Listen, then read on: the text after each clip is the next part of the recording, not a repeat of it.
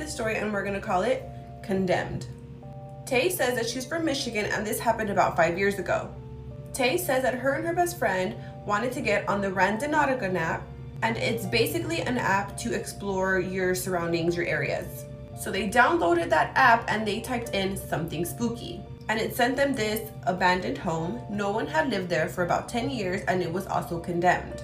And they decided that they wanted to go at nighttime because it'd be like this perfect horror movie feel. And she says that her and her best friend are extreme adrenaline junkies and they were so excited, so they decided to go around midnight. Midnight comes around, they even come up with a plan just in case the police come and they catch them, and they are on their way and it's about a 39-minute drive.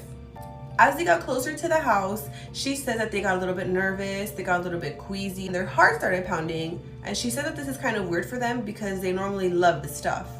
And she says that they arrived to this house and they are mind blown. This house is beautiful. And she says that it even still had furniture, it was beautifully set up, and it was as if someone still lived in there. So they're walking around and they're using their phones as flashlights. They walk into this room and her best friend just goes pale. She's literally like,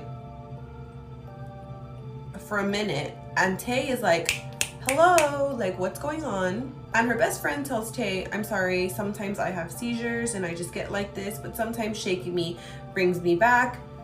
Anyways, let's go to the living room, I wanted to show you something. So Tay is like, okay, but she's kind of worried, like, girl, you just had a seizure. So they go into this living room and her friend stops and looks at her and whispers, we have to leave. That they needed to leave. She just walks out and Tay just follows, and she's like, okay. So Tay gets in the car, she starts reversing, she starts driving, and she's asking her best friend like, hey, what happened? What's going on? And her friend is silent, not saying anything. 10 minutes later, her friend finally tells her that when they were in that room where she had her seizure, she saw a man standing behind the door holding an axe. And Tay says that she can feel her face just flush, like, what? And she says that they couldn't call the police because they weren't supposed to be in that house to begin with. And she just didn't even know what to do. She's like, okay, like we could have really gotten hurt. They get home, she erases that app, she turns off her location. She even changes her number because of how freaked out she was. Understandably so.